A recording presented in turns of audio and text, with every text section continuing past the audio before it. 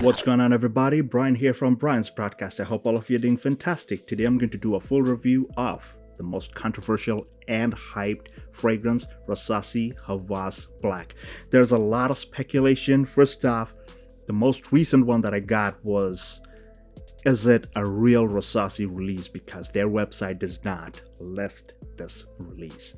You saw it on Joma Shop, you saw it on Fragrance by CA, you saw it some other place, but you did not see it on the Rasasi website. Now, of course, I'm no expert in the industry, so I wouldn't know all that, but let's talk about the fragrance itself, what it smells like, should you get it or not, about performance. Let's talk all about it. But before I proceed, I humbly request you to subscribe to my channel if you have not done so yet, and hit the thumbs up button if you like contents like these.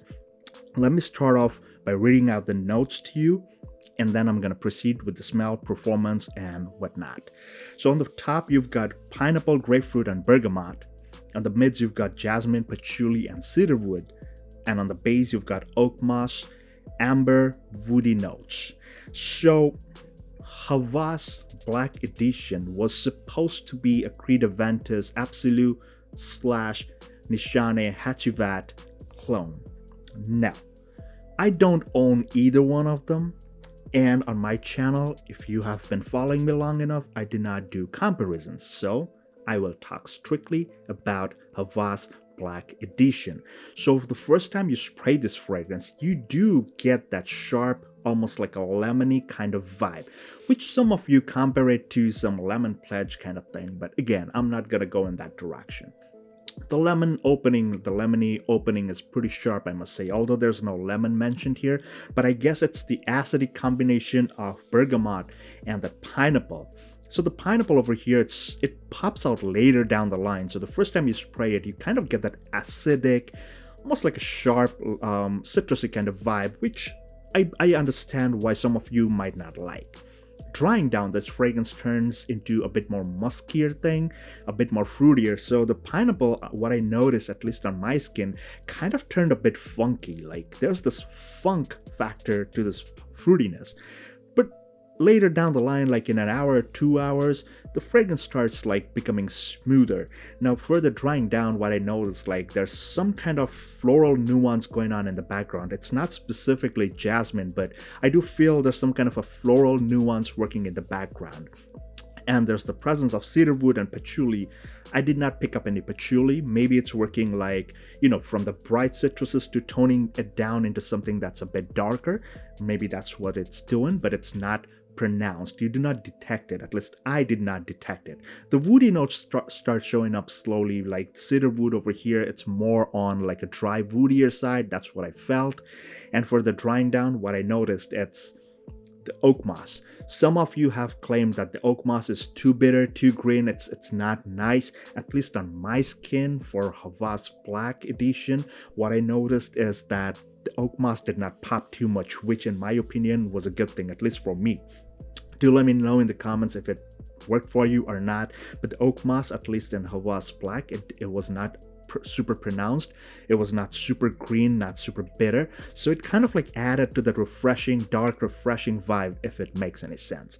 So I do not pick up any amber or ambery vibe.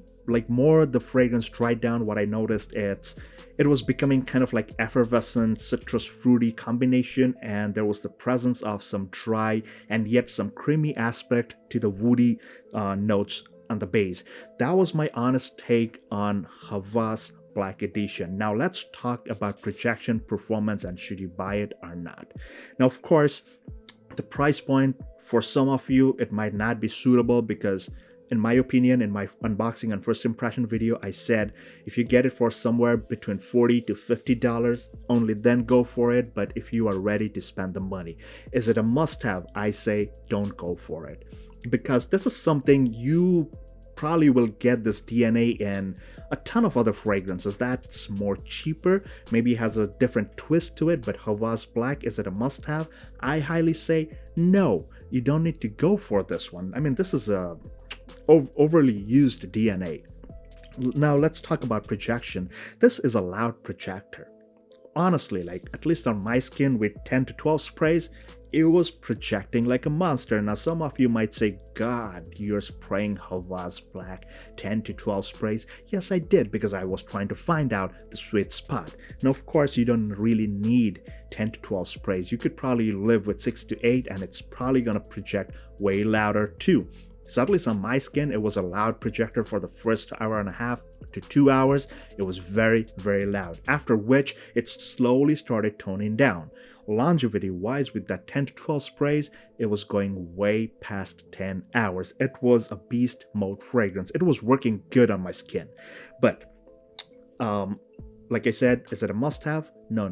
You really don't need another Aventus DNA in your collection. There are so many other alternatives, better ones. You really don't have to go with this one. That's my honest personal opinion though. Like, if you want to go for it, if you have the funds to spare, go for it by all means. And that was the longevity.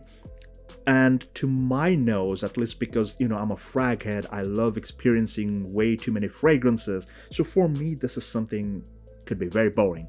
But in my workplace, when I let people sample this thing, what happened was, like, most of the people, they're not frag heads, they're not regular fragrance users, so they really liked it. So anybody who has never smelled this DNA is probably going to end up liking it a lot. But somebody who has smelled the Aventus or Hachivat kind of DNA, or anything from Alheramen or Sydenham, they might not end up liking it, because this is going to be a redundant purchase if you already have one of those fragrances. So guys, that was my honest and humble take on Rasasi Hawas Black Edition. Let me know in the comments if you have tried it. What's your opinion? What's the kind of performance that you got?